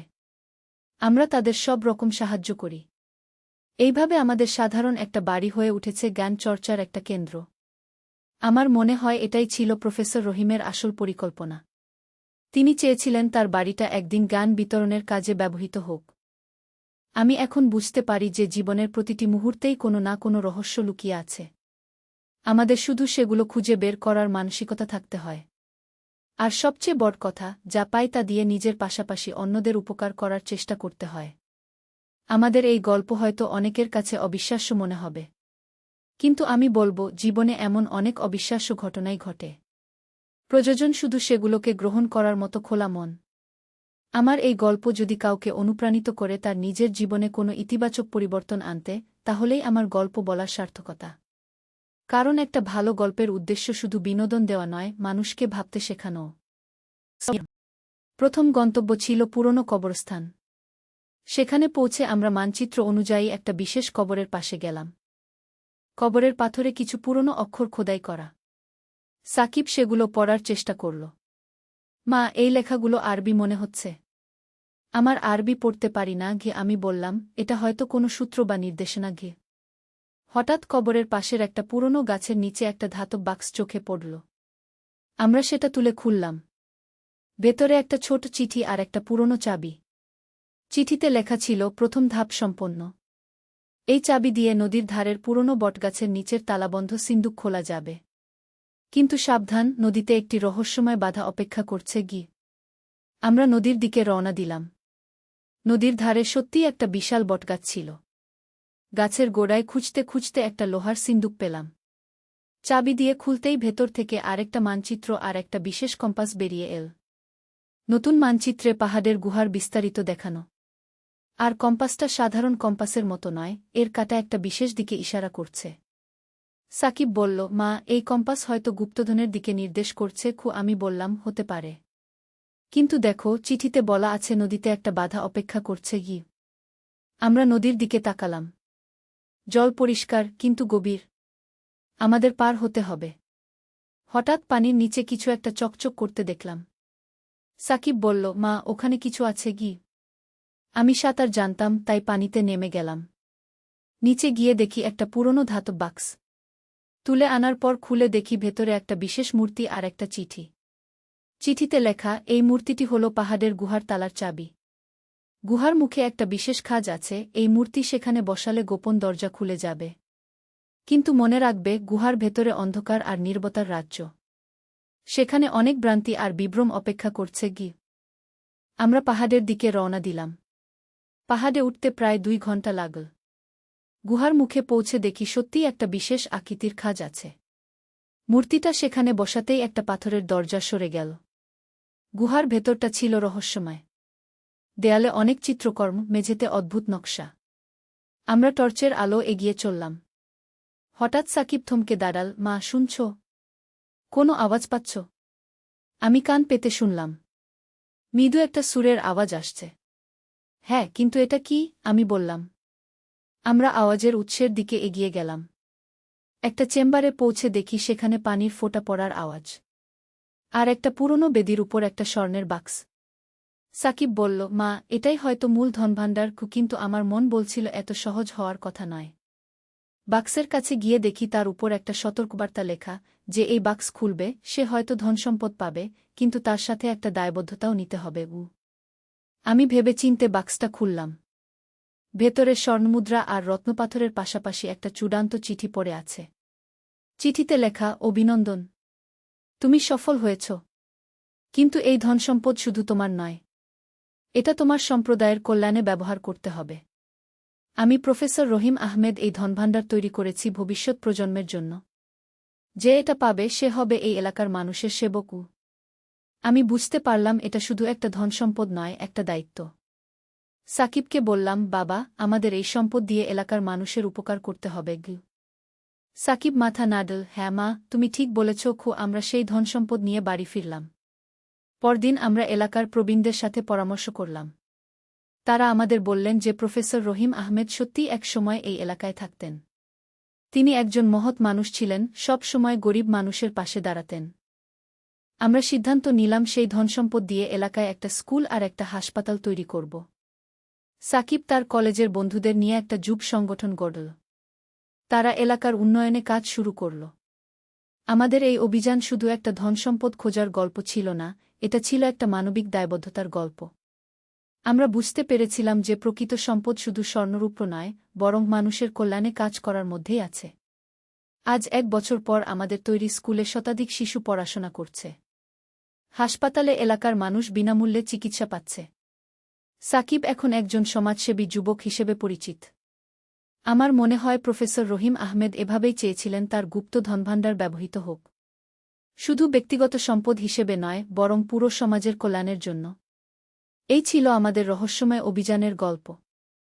একটা সাধারণ জন্মদিনের শাড়ি থেকে শুরু হয়ে যে যাত্রা একটা সামাজিক দায়বদ্ধতায় পরিণত হল। আমি এখন বুঝতে পারি যে জীবনের প্রকৃত অর্থ হল অন্যের জন্য কিছু করা, নিজের স্বার্থের চেয়ে সমাজের কল্যাণকে বড় করে দেখা। সাকিব আজকাল প্রায় বলে, মা, আমাদের সেই অভিযান শুধু একটা ধনসম্পদ খোঁজার গল্প ছিল না। এটা ছিল আমাদের চরিত্র গঠনের গল্প ও আমিও একমত। আমরা যে শুধু স্বর্ণমুদ্রা পেয়েছি তা নয়, আমরা পেয়েছি মানুষ হিসেবে বেড়ে ওঠার একটা সুযোগ। আমাদের বাড়ির গোপন কক্ষটা এখন একটা ছোট জাদুঘর হয়ে গেছে। প্রফেসর রহিমের গবেষণার সব উপকরণ সেখানে সংরক্ষিত আছে। এলাকার মানুষ এসে দেখে যায়। তারা বুঝতে পারে যে কিভাবে একজন মানুষ তার পুরো জীবন অন্যের কল্যাণের জন্য উৎসর্গ করেছিলেন। আমার এই গল্প শুনে হয়তো অনেকেই ভাববেন এটা কল্পনার গল্প। কিন্তু আমি বলবো, জীবনে এমন অনেক রহস্য আছে যা আমরা খোঁজ করলেই পেতে পারি। প্রয়োজন শুধু সাহস আর মানুষের প্রতি ভালোবাসা। আমাদের পরিবারে এই ঘটনার পর একটা নতুন উৎসাহ এসেছে। রিফা এখন পড়াশোনার পাশাপাশি স্বেচ্ছাসেবী কাজে অংশ নেয়। আমার স্বামী মাহবুব সাহেব আগে শুধু অফিসের কাজ নিয়ে ব্যস্ত থাকতেন, এখন তিনিও এলাকার উন্নয়নে সক্রিয়ভাবে অংশগ্রহণ করেন। এই যে পারিবারিক ঐক্য আর সমাজের প্রতি দায়বদ্ধতা, এটাই হয়তো প্রফেসর রহিমের আসল উপহার ছিল। তিনি জানতেন যে একটা পরিবার যখন একসাথে কোনো ভালো কাজে অংশগ্রহণ করে, তখন সেই পরিবারের বন্ধন আরও মজবুত হয়। আমি প্রায়ই ভাবি, আমাদের জীবনে এমন কত গোপন রহস্য আছে যা আমরা জানি না। হয়তো প্রতিটি বাড়িতেই কোনো না কোনো গল্প লুকিয়ে আছে। প্রয়োজন শুধু সেগুলো খুঁজে বের করার। আমাদের এই অভিজ্ঞতা আমাদের শিখিয়েছে যে জীবনের প্রতিটি মুহূর্তেই কিছু না কিছু নতুনত্ব লুকিয়ে আছে। আমাদের শুধু চোখ খোলা রেখে চারপাশে তাকাতে হয়। আজ আমার জন্মদিনের সেই লাল শাড়িটা আমার আলমারিতে যত্ন করে রাখা আছে। প্রতিবার দেখলেই মনে হয় এই শাড়িটাই ছিল আমাদের জীবনের সবচেয়ে বড় পরিবর্তনের সূচনা। কিন্তু আমাদের গল্পটা এখানেই শেষ নয়। গত মাসে আরও একটা অদ্ভুত ঘটনা ঘটেছে। সাকিব একদিন সেই গুপ্ত কক্ষে কাজ করছিল। হঠাৎ সে আমাকে ডেকে বলল, মা, এই দেয়ালে আরও একটা গোপন জায়গা আছে, মনে হচ্ছে ইউ। আমি গিয়ে দেখি দেয়ালের একটা অংশ খানিকটা আলাদা। সাকিব সেখানে চাপ দিতেই একটা ছোট্ট দরজা খুলে গেল। ভেতরে একটা ছোট্ট কক্ষ। সেখানে প্রফেসর রহিমের ব্যক্তিগত ডায়েরি রাখা। ডায়েরি পড়ে জানলাম যে প্রফেসর রহিম শুধু একজন প্রত্নতত্ত্ববিদ ছিলেন না, তিনি একজন গোয়েন্দাও ছিলেন। দেশের স্বাধীনতার সময় তিনি গুরুত্বপূর্ণ তথ্য লুকিয়ে রাখতেন। তার ডায়েরিতে অনেক রহস্যজনক কোড আর সংকেত লেখা। একটা পাতায় লেখা ছিল, আমি জানি আমার সময় শেষ হয়ে আসছে, কিন্তু আমার কাজ অসম্পূর্ণ রেখে যেতে পারি না। যে আমার এই গোপন কাজের সন্ধান পাবে, তাকেই এই দায়িত্ব সম্পূর্ণ করতে হবে। ডায়েরিতে আরও লেখা ছিল যে তিনি কয়েকটা গুরুত্বপূর্ণ ইতিহাসের নথি লুকিয়ে রেখেছেন। সেগুলো খুঁজে বের করে জাতীয় জাদুঘরে দান করার কথা বলেছেন। আমি আর সাকিব সিদ্ধান্ত নিলাম যে আমরা প্রফেসর রহিমের এই অসম্পূর্ণ কাজ সম্পন্ন করব। ডায়েরিতে দেওয়া সংকেত অনুসরণ করে আমরা খুঁজতে শুরু করলাম। প্রথম সংকেত আমাদের নিয়ে গেল এলাকার সবচেয়ে পুরনো মসজিদে। মসজিদের ইমাম সাহেব আমাদের সাহায্য করলেন। তিনি বললেন, হ্যাঁ, প্রফেসর রহিম সাহেব প্রায় এখানে আসতেন। তিনি মসজিদের পুরনো নথিপত্র নিয়ে গবেষণা করতেন। মসজিদের পুরনো অংশে খুঁজতে খুঁজতে আমরা একটা দেয়ালের পেছনে লুকানো একটা তোরঙ্গ পেলাম। তোরঙ্গে 500 বছরের পুরনো কিছু হস্তলিখিত গ্রন্থ আর মানচিত্র। এগুলো ছিল আমাদের এলাকার প্রাচীন ইতিহাসের অমূল্য নিদর্শন। দ্বিতীয় সংকেত নিয়ে গেল পুরনো জমিদার বাড়ির ধ্বংসাবশেষে। সেখানে মাটি খুঁড়ে আমরা পেলাম একটা তামার পাত। তাতে খোদাই করা আছে প্রাচীন বাংলার একটা রাজবংশের বিবরণ। তৃতীয় সংকেত ছিল সবচেয়ে কঠিন। সেটা আমাদের নিয়ে গেল নদীর মাঝখানে একটা ছোট্ট দ্বীপে। সেখানে একটা পরিত্যক্ত মন্দিরের ধ্বংসাবশেষ। মন্দিরের গর্ভগৃহে লুকানো ছিল একটা পাথরের পাতায় খোদাই করা প্রাচীন শিলালিপি। আমরা এই সব নিদর্শন জাতীয় জাদুঘরে পৌঁছে দিলাম। জাদুঘরের পরিচালক আমাদের ধন্যবাদ জানিয়ে বললেন, এই আবিষ্কারগুলো বাংলার ইতিহাসে নতুন অধ্যায় যোগ করবে। সাকিব এই কাজে এতটাই আগ্রহী হয়ে উঠল যে সে তার পড়াশোনাও ইতিহাস বিষয়ে পরিবর্তন করে ফেল। এখন সে প্রত্নতত্ত্ব নিয়ে পড়াশোনা করছে। তার স্বপ্ন প্রফেসর রহিমের মতো একজন গবেষক হওয়া। আমার মনে হয় প্রফেসর রহিম আহমেদ শুধু একটা গুপ্তধন রেখে যাননি, তিনি রেখে গেছেন একটা জীবনযাত্রার দর্শন। কিভাবে একজন মানুষ তার জীবনকে সমাজের কল্যাণে কাজে লাগাতে পারে, তার জ্বলন্ত উদাহরণ তিনি। রিফা এখন স্কুলে ইতিহাস ক্লাবের সভাপতি। সে তার বন্ধুদের নিয়ে এলাকার পুরনো ইতিহাস নিয়ে গবেষণা করে। তারা বয়স্কদের কাছ থেকে পুরনো গল্প সংগ্রহ করে একটা মৌখিক ইতিহাসের সংকলন তৈরি করছে। আমার স্বামী মাহবুব সাহেব এখন আমাদের এলাকার ইতিহাস সংরক্ষণ কমিটির চেয়ারম্যান। তিনি সরকারের কাছে প্রস্তাব দিয়েছেন যে আমাদের এলাকায় একটা ঐতিহ্য জাদুঘর স্থাপন করা হোক। আমি নিজেও এখন মহিলাদের একটা সংগঠনের সাথে যুক্ত হয়েছি। আমরা এলাকার পুরনো কারুশিল্প আর ঐতিহ্যবাহী রান্নার পদ্ধতি সংরক্ষণের কাজ করছি। এই যে আমাদের পুরো পরিবার এখন সমাজের উন্নয়নে কাজ করছে, এটাই হয়তো প্রফেসর রহিমের আসল স্বপ্ন ছিল। তিনি চেয়েছিলেন একটা পরিবার তার অনুপ্রেরণায় এগিয়ে চলুক। কখনো কখনো আমি ভাবি, যদি সাকিব সেদিন সেই গোপন কক্ষটা আবিষ্কার না করত, তাহলে আমাদের জীবন হয়তো একদম অন্যরকম হতো। আমরা হয়তো একটা সাধারণ জীবন যাপন করতাম, কোনো বিশেষ উদ্দেশ্য ছাড়াই। কিন্তু এখন আমাদের জীবনে একটা অর্থ আছে, একটা লক্ষ্য আছে। আমরা জানি যে আমাদের প্রতিটি কাজ সমাজের কোনো না কোনো উপকারে আসছে। গত সপ্তাহে একটা মজার ঘটনা ঘটল। এক বয়স্ক ভদ্রলোক আমাদের বাড়িতে এসে বললেন যে তিনি প্রফেসর রহিমের ছাত্র ছিলেন। তিনি অনেক বছর বিদেশে ছিলেন, এখন দেশে ফিরে এসে জানতে পারলেন যে আমরা তার গুরুর কাজ এগিয়ে নিয়ে যাচ্ছি। তিনি আমাদের দিলেন প্রফেসর রহিমের আরও কিছু গুরুত্বপূর্ণ তথ্য। তিনি বললেন যে প্রফেসর রহিম একটা গোপন সংগঠনের সদস্য ছিলেন যারা দেশের ইতিহাস ও ঐতিহ্য সংরক্ষণের কাজ করত। এই নতুন তথ্য পেয়ে আমরা আরও উৎসাহিত হলাম। আমরা বুঝতে পারলাম যে আমাদের কাজটা শুধু একটা পারিবারিক প্রকল্প নয়, এটা একটা জাতীয় দায়িত্ব। আমাদের গল্প শুনে এলাকার আরও অনেক পরিবার অনুপ্রাণিত হয়েছে। তারাও তাদের বাড়িতে খোঁজাখুঁজি শুরু করেছে। কয়েকটি পরিবার তাদের পূর্বপুরুষদের পুরনো নথিপত্র খুঁজে পেয়েছে। এইভাবে আমাদের একটা ছোট্ট উদ্যোগ এখন একটা আন্দোলনের রূপ নিয়েছে। পুরো এলাকা জুড়ে ইতিহাস চর্চার একটা নতুন ধারা শুরু হয়েছে। আমি প্রায়ই আমার সেই জন্মদিনের দিনটার কথা ভাবি। সাকিব যখন আমাকে সেই লাল শাড়িতে দেখে সেই কথাগুলো বলেছিল, তখন কি জানতাম যে এই একটা মুহূর্ত আমাদের পুরো জীবন বদলে দেবে? হয়তো জীবনে এমনই হয়। একটা ছোট্ট ঘটনা থেকে শুরু হয়ে বিশাল কিছু ঘটে যায়।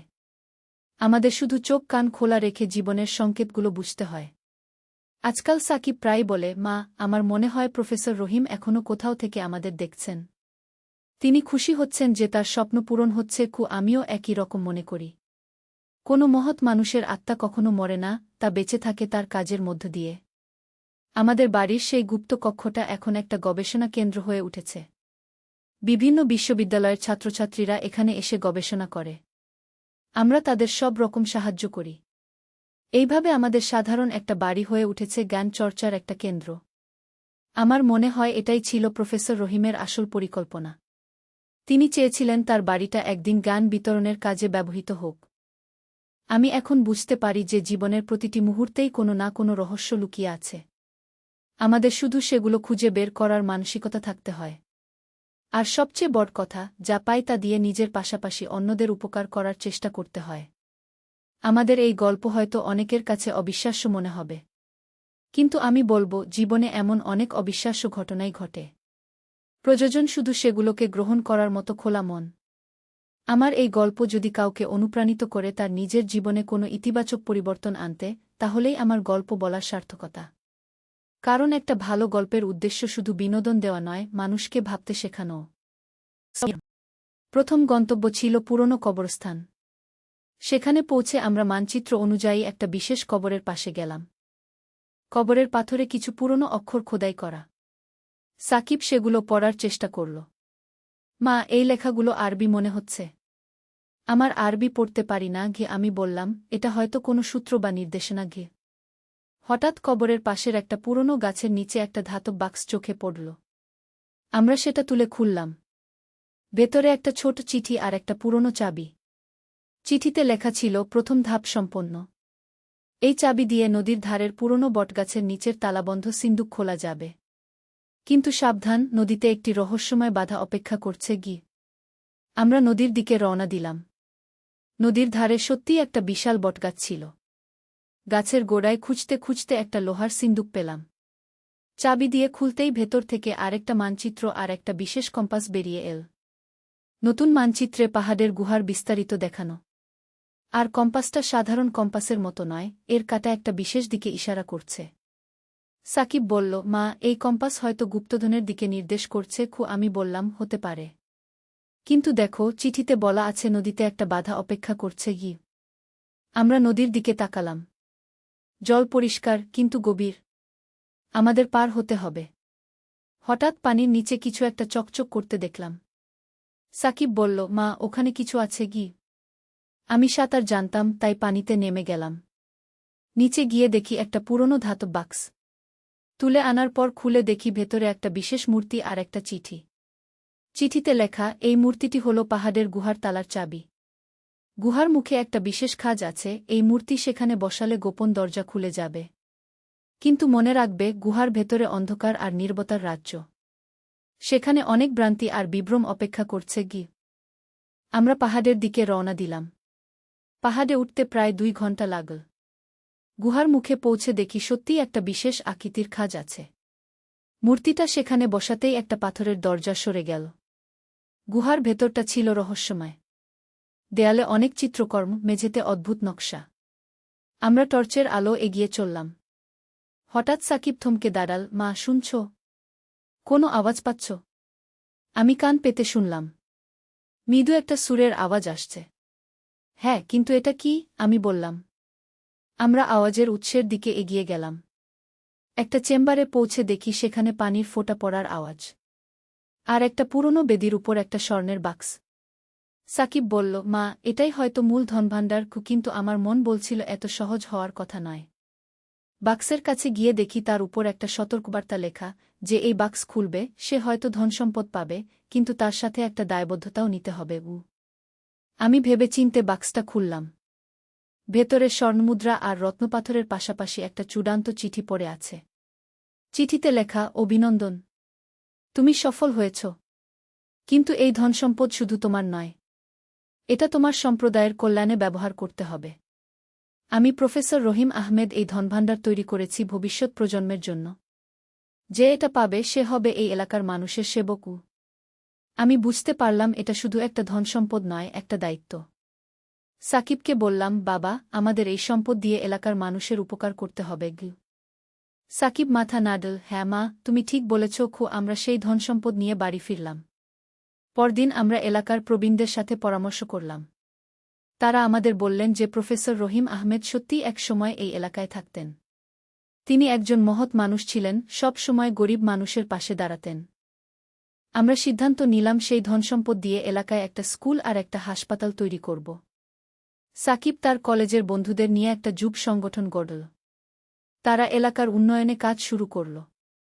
আমাদের এই অভিযান শুধু একটা ধনসম্পদ খোঁজার গল্প ছিল না, এটা ছিল একটা মানবিক দায়বদ্ধতার গল্প। আমরা বুঝতে পেরেছিলাম যে প্রকৃত সম্পদ শুধু স্বর্ণরূপ নয়, বরং মানুষের কল্যাণে কাজ করার মধ্যেই আছে। আজ 1 বছর পর আমাদের তৈরি স্কুলে শতাধিক শিশু পড়াশোনা করছে। হাসপাতালে এলাকার মানুষ বিনামূল্যে চিকিৎসা পাচ্ছে। সাকিব এখন একজন সমাজসেবী যুবক হিসেবে পরিচিত। আমার মনে হয় প্রফেসর রহিম আহমেদ এভাবেই চেয়েছিলেন তার গুপ্ত ধনভাণ্ডার ব্যবহৃত হোক। শুধু ব্যক্তিগত সম্পদ হিসেবে নয়, বরং পুরো সমাজের কল্যাণের জন্য। এই ছিল আমাদের রহস্যময় অভিযানের গল্প। একটা সাধারণ জন্মদিনের শাড়ি থেকে শুরু হয়ে যে যাত্রা একটা সামাজিক দায়বদ্ধতায় পরিণত হল। আমি এখন বুঝতে পারি যে জীবনের প্রকৃত অর্থ হল অন্যের জন্য কিছু করা, নিজের স্বার্থের চেয়ে সমাজের কল্যাণকে বড় করে দেখা। সাকিব আজকাল প্রায় বলে, মা, আমাদের সেই অভিযান শুধু একটা ধনসম্পদ খোঁজার গল্প ছিল না। এটা ছিল আমাদের চরিত্র গঠনের গল্প। আমিও একমত। আমরা যে শুধু স্বর্ণমুদ্রা পেয়েছি তা নয়, আমরা পেয়েছি মানুষ হিসেবে বেড়ে ওঠার একটা সুযোগ। আমাদের বাড়ির গোপন কক্ষটা এখন একটা ছোট জাদুঘর হয়ে গেছে। প্রফেসর রহিমের গবেষণার সব উপকরণ সেখানে সংরক্ষিত আছে। এলাকার মানুষ এসে দেখে যায়। তারা বুঝতে পারে যে কিভাবে একজন মানুষ তার পুরো জীবন অন্যের কল্যাণের জন্য উৎসর্গ করেছিলেন। আমার এই গল্প শুনে হয়তো অনেকেই ভাববেন এটা কল্পনার গল্প। কিন্তু আমি বলবো, জীবনে এমন অনেক রহস্য আছে যা আমরা খোঁজ করলেই পেতে পারি। প্রয়োজন শুধু সাহস আর মানুষের প্রতি ভালোবাসা। আমাদের পরিবারে এই ঘটনার পর একটা নতুন উৎসাহ এসেছে। রিফা এখন পড়াশোনার পাশাপাশি স্বেচ্ছাসেবী কাজে অংশ নেয়। আমার স্বামী মাহবুব সাহেব আগে শুধু অফিসের কাজ নিয়ে ব্যস্ত থাকতেন, এখন তিনিও এলাকার উন্নয়নে সক্রিয়ভাবে অংশগ্রহণ করেন। এই যে পারিবারিক ঐক্য আর সমাজের প্রতি দায়বদ্ধতা, এটাই হয়তো প্রফেসর রহিমের আসল উপহার ছিল। তিনি জানতেন যে একটা পরিবার যখন একসাথে কোনো ভালো কাজে অংশগ্রহণ করে, তখন সেই পরিবারের বন্ধন আরও মজবুত হয়। আমি প্রায়ই ভাবি, আমাদের জীবনে এমন কত গোপন রহস্য আছে যা আমরা জানি না। হয়তো প্রতিটি বাড়িতেই কোনো না কোনো গল্প লুকিয়ে আছে। প্রয়োজন শুধু সেগুলো খুঁজে বের করার। আমাদের এই অভিজ্ঞতা আমাদের শিখিয়েছে যে জীবনের প্রতিটি মুহূর্তেই কিছু না কিছু নতুনত্ব লুকিয়ে আছে। আমাদের শুধু চোখ খোলা রেখে চারপাশে তাকাতে হয়। আজ আমার জন্মদিনের সেই লাল শাড়িটা আমার আলমারিতে যত্ন করে রাখা আছে। প্রতিবার দেখলেই মনে হয় এই শাড়িটাই ছিল আমাদের জীবনের সবচেয়ে বড় পরিবর্তনের সূচনা। কিন্তু আমাদের গল্পটা এখানেই শেষ নয়। গত মাসে আরও একটা অদ্ভুত ঘটনা ঘটেছে। সাকিব একদিন সেই গুপ্ত কক্ষে কাজ করছিল। হঠাৎ সে আমাকে ডেকে বলল, মা, এই দেয়ালে আরও একটা গোপন জায়গা আছে, মনে হচ্ছে ইউ। আমি গিয়ে দেখি দেয়ালের একটা অংশ খানিকটা আলাদা। সাকিব সেখানে চাপ দিতেই একটা ছোট্ট দরজা খুলে গেল। ভেতরে একটা ছোট্ট কক্ষ। সেখানে প্রফেসর রহিমের ব্যক্তিগত ডায়েরি রাখা। ডায়েরি পড়ে জানলাম যে প্রফেসর রহিম শুধু একজন প্রত্নতত্ত্ববিদ ছিলেন না, তিনি একজন গোয়েন্দাও ছিলেন। দেশের স্বাধীনতার সময় তিনি গুরুত্বপূর্ণ তথ্য লুকিয়ে রাখতেন। তার ডায়েরিতে অনেক রহস্যজনক কোড আর সংকেত লেখা। একটা পাতায় লেখা ছিল, আমি জানি আমার সময় শেষ হয়ে আসছে, কিন্তু আমার কাজ অসম্পূর্ণ রেখে যেতে পারি না। যে আমার এই গোপন কাজের সন্ধান পাবে, তাকেই এই দায়িত্ব সম্পূর্ণ করতে হবে। ডায়েরিতে আরও লেখা ছিল যে তিনি কয়েকটা গুরুত্বপূর্ণ ইতিহাসের নথি লুকিয়ে রেখেছেন। সেগুলো খুঁজে বের করে জাতীয় জাদুঘরে দান করার কথা বলেছেন। আমি আর সাকিব সিদ্ধান্ত নিলাম যে আমরা প্রফেসর রহিমের এই অসম্পূর্ণ কাজ সম্পন্ন করব। ডায়েরিতে দেওয়া সংকেত অনুসরণ করে আমরা খুঁজতে শুরু করলাম। প্রথম সংকেত আমাদের নিয়ে গেল এলাকার সবচেয়ে পুরনো মসজিদে। মসজিদের ইমাম সাহেব আমাদের সাহায্য করলেন। তিনি বললেন, হ্যাঁ, প্রফেসর রহিম সাহেব প্রায় এখানে আসতেন। তিনি মসজিদের পুরনো নথিপত্র নিয়ে গবেষণা করতেন। মসজিদের পুরনো অংশে খুঁজতে খুঁজতে আমরা একটা দেয়ালের পেছনে লুকানো একটা তোরঙ্গ পেলাম। তোরঙ্গে ৫০০ বছরের পুরনো কিছু হস্তলিখিত গ্রন্থ আর মানচিত্র। এগুলো ছিল আমাদের এলাকার প্রাচীন ইতিহাসের অমূল্য নিদর্শন। দ্বিতীয় সংকেত নিয়ে গেল পুরনো জমিদার বাড়ির ধ্বংসাবশেষে। সেখানে মাটি খুঁড়ে আমরা পেলাম একটা তামার পাত। তাতে খোদাই করা আছে প্রাচীন বাংলার একটা রাজবংশের বিবরণ। তৃতীয় সংকেত ছিল সবচেয়ে কঠিন।